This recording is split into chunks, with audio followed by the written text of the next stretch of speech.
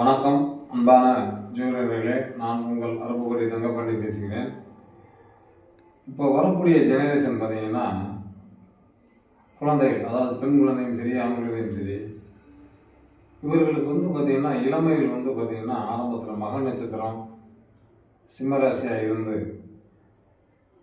ஆரம்பத்தில் பிறந்த உடனே கேது சவங்கள் நடக்கும். அடுத்து சுக்கிரன். இந்த இளமையில் வர்றதுனால என்னென்னா, கல்வி நல்லா படிக்கிறாங்க. ஒரு பக்கம் படித்தாலுமே என்னென்னா தனக்கு தானே சில முடிவுகள் இருக்கிறாங்க. இந்த திசையில் நீங்கள் எப்படின்னா, நீங்கள் அந்த நம்ம குலதெய்வத்துக்கு நீங்கள் அதிகமாக போயிருந்தா கெட்டு பலன்கள் நடக்காது. இந்த எல்லோரும் நீங்கள் அறிந்து கொள்ள வேண்டும். அதே நேரத்தில் பார்த்தீங்கன்னா, மிருகசீட நட்சத்திரம், அதுக்கு அடுத்து வரக்கூடிய ராகு திசை.